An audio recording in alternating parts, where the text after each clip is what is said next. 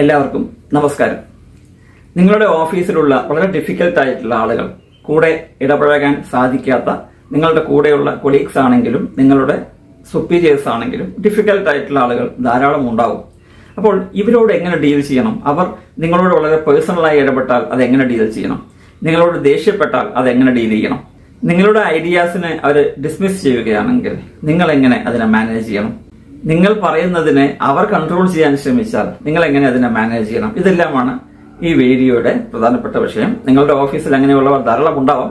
അതുകൊണ്ട് തന്നെ ഈ വീഡിയോ പൂർണ്ണമായും കാണുവാൻ ശ്രമിക്കുക. അങ്ങനെയുള്ളവരെ നമ്മുടെ പരിധിയിൽ കൊണ്ടുവരണമെന്നുള്ളതല്ല, അവർ പറയുന്നതിനെ, അവർ ചെയ്യുന്നതിനെ നമുക്ക് മാനസികമായി നമ്മളെ അഫക്റ്റ് ചെയ്യാത്ത രീതിയിൽ മുന്നോട്ട് പോകേണ്ടത് അത്യാവശ്യമാണ്.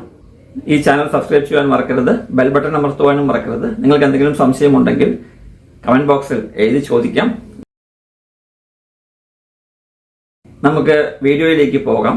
നിങ്ങളുടെ ഓഫീസിലെ ഡിഫിക്കൽട്ട് ആയിട്ടുള്ള ആളുകളെ എങ്ങനെ ഡീൽ ചെയ്യണം? അവർ ചെയ്യുന്ന ഓരോ പ്രവൃത്തികൾക്കും, അവർ പറയുന്ന ഓരോ കാര്യങ്ങൾക്കും ഏത് രീതിയിൽ നിങ്ങൾ മറുപടി കൊടുക്കണം?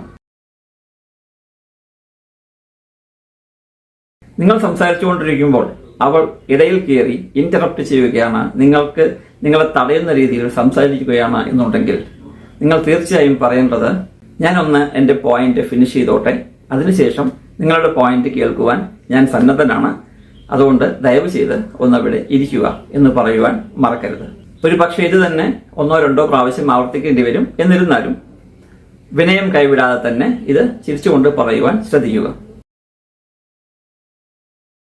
അവർ നിങ്ങളുടെ കൺവേഴ്സേഷനെ, അയാളുമായിട്ട് സംസാരിക്കുമ്പോഴും മറ്റുള്ളവരുമായി സംസാരിക്കുമ്പോഴും നിങ്ങൾ തമ്മിൽ സംസാരിക്കുന്ന വിഷയത്തിലേക്ക് അയാൾ ഡൊമിനേറ്റ് ചെയ്യുന്ന രീതിയിൽ സംസാരിക്കാൻ തുടങ്ങിയാൽ നിങ്ങൾ തീർച്ചയായും പറയേണ്ടത്, നമ്മൾ രണ്ടുപേർക്കും പറയാനുള്ളത് കേൾക്കാം. നമ്മൾ രണ്ടുപേർക്കും പറയാനുള്ളത് മുഴുവനായും കേൾക്കുവാനുള്ള സാഹചര്യം ഉണ്ടാക്കാം.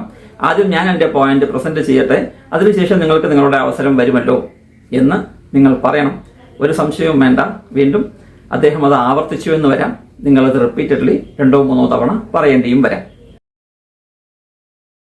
പലപ്പോഴും നിങ്ങൾ പറയുന്ന കാര്യങ്ങളെ അവർ അംഗീകരിച്ചു എന്ന് വരില്ല, ഡിസ്മിസ് ചെയ്തു എന്ന് വരാം. നിങ്ങളുടെ അഭിപ്രായങ്ങൾ, ഇതൊന്നും വലിയ കാര്യമൊന്നും, ഇതൊന്നും നടക്കാനൊന്നും പോകുന്നില്ല എന്ന് പറഞ്ഞാൽ നമ്മൾ അപ്പോൾ തന്നെ അദ്ദേഹത്തിന് ഒരു ചെറിയൊരു വാണിംഗ് രൂപത്തിൽ ചിരിച്ചുകൊണ്ട് തന്നെ, അല്ലെങ്കിൽ ഒന്ന് റിലാക്സ് ആയി കൊടുക്കാം.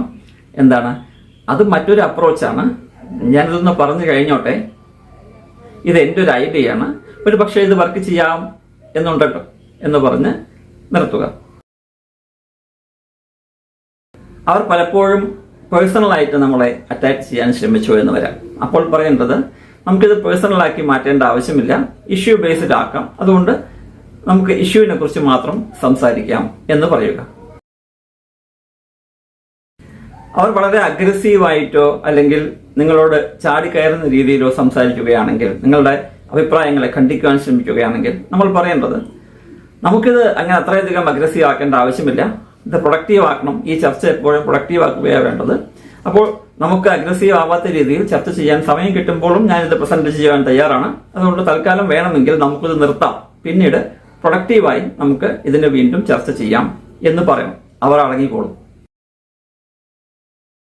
അവർ തന്നെ പലപ്പോഴും അവർ തോറ്റു അല്ലെങ്കിൽ അവർക്കത് ശരിയായില്ല എന്നുള്ള രീതിയിലൊരു പോയിന്റിനെ, അവർക്കത് ക്ലിയർ ആവില്ല എന്ന് ഉറപ്പാണ്, പക്ഷെ എന്നിരുന്നാലും വീണ്ടും അതേ പോയിന്റ് പറഞ്ഞ് നിങ്ങളുടെ മേൽ അടിച്ചേൽപ്പിക്കാൻ ശ്രമിക്കുകയാണെങ്കിൽ, അതാണ് ശരി എന്ന് അടിച്ചേൽപ്പിക്കാൻ ശ്രമിക്കുകയാണെങ്കിൽ നിങ്ങൾ മറുപടിയായി പറയേണ്ടത്, നമ്മൾ രണ്ടുപേരും ഇതിനെക്കുറിച്ച് കാണുന്നത് വ്യത്യസ്ത തരത്തിലാണ് എന്ന് എനിക്ക് തോന്നുന്നു. അതുകൊണ്ട് നിങ്ങൾ തന്നെ പറയൂ, ഇനി ഇതിന്റെ അടുത്ത സ്റ്റെപ്പായി നമ്മൾ എന്ത് ചെയ്യണം?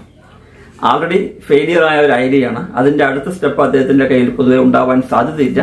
അതുകൊണ്ട് നമുക്ക് ആ കൺവെർസേഷൻ അവിടെ തന്നെ സ്റ്റോപ്പ് ചെയ്യുവാൻ സാധിക്കുകയും ചെയ്യും. അവർ പലപ്പോഴും ലോജിക്കലി ഇതിനെ, പല ഐഡിയകളെയും സപ്പോർട്ട് ചെയ്തില്ല എന്ന് വരാം. അവർക്ക് പറയാനുള്ളത് പറയും, പക്ഷെ ലോജിക്കലി അവർക്ക് അതിനൊരു അടിസ്ഥാനം കാണുകയില്ല. അതിനെ പുഷ് ചെയ്യാൻ ശ്രമിക്കുകയും ചെയ്യും. അങ്ങനെയുള്ള സാഹചര്യങ്ങൾ നമ്മൾ പറയേണ്ടത്, നിങ്ങൾ ഈ പറഞ്ഞത് വളരെ നല്ല കാര്യമാണ്, ഇതിന്റെ എവിഡൻസ് എന്താണ്, ഇതിന്റെ അടിസ്ഥാനം എന്താണ്, അതുകൂടി ഒന്ന് പുട്ടപ്പ് ചെയ്തിരുന്നെങ്കിൽ നമുക്ക് നല്ല രീതിയിൽ പ്രൊഡക്റ്റീവായി ചർച്ച ചെയ്യാമായിരുന്നു എന്ന് പറയാം. ഈ ചർച്ച എങ്ങോട്ടും എത്തുന്നില്ല, ഒരാവശ്യവുമില്ലാതെ തർക്കിച്ച് സമയം പോവുകയാണ് എന്നുള്ളതെങ്കിൽ നിങ്ങൾ അതിനെ എങ്ങനെ ടാക്കിൾ ചെയ്യും? കൃത്യമായി പറയണം, ഈ ചർച്ച എവിടേക്കും എത്തുന്നുണ്ട് എന്ന് എനിക്ക് തോന്നുന്നില്ല, പ്രൊഡക്റ്റീവ് ആവുന്നില്ല, അതുകൊണ്ട് തൽക്കാലം നമ്മൾ ഈ ചർച്ച ഇവിടെ നിർത്താം പിന്നീട് നമുക്ക് റീസ്റ്റാർട്ട് ചെയ്യാം എന്ന് പറയണം. അവർ പലപ്പോഴും നമ്മൾ പറയുന്ന കാര്യങ്ങളെ കൺട്രോൾ ചെയ്യാൻ ശ്രമിക്കും. ഇത് ഞാൻ അന്നേ പറഞ്ഞതാണല്ലോ, ഇത് കുറച്ചു മുമ്പ് ഞാൻ പറഞ്ഞതാണല്ലോ എന്നെല്ലാം കൺട്രോൾ ചെയ്യാൻ ശ്രമിക്കും. പക്ഷെ നമ്മൾ ഒരു കാരണവശാലും വിട്ടുകൊടുക്കരുത്. ഭവ്യതയോടുകൂടി വിഷയം അതല്ല, നമുക്ക് പ്രധാനപ്പെട്ട കുറച്ച് കാര്യങ്ങൾ ചർച്ച ചെയ്യാനുണ്ട്. ആ ചർച്ചയിലേക്ക് ഫോക്കസ് ചെയ്യാം. നിങ്ങൾ പറഞ്ഞതും ശരിയാണ്, ഞാൻ അംഗീകരിക്കുന്നു എന്ന് പറഞ്ഞ് ചർച്ചയെ നമ്മുടെ ഗോളിലേക്ക് വഴിതിരിച്ചു വിടുവാൻ നമ്മൾ ശ്രമിക്കുന്നു. ഇതുപോലെ ഒരുപാട് സ്റ്റെപ്സ് ഉണ്ട്.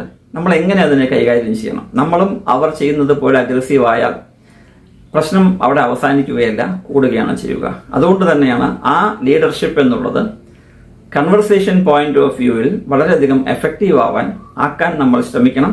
അതിന് ഏറ്റവും അടിസ്ഥാനമായി വേണ്ടത് ക്ഷമയും വിനയവുമാണ്. അത് വളരെ കൃത്യമായി മനസ്സിലാക്കുക. ഇത് രണ്ടും നമ്മുടെ ബലഹീനതയല്ല, നമ്മുടെ ബലമാണ്. നമ്മുടെ കോൺഫിഡൻസ് വർദ്ധിപ്പിക്കുവാൻ ഉപകാരപ്പെടുന്ന രണ്ട് വിഷയങ്ങളാണ്. ഈ വീഡിയോ കണ്ടത് നിങ്ങളെല്ലാവർക്കും നന്ദി. നമസ്കാരം.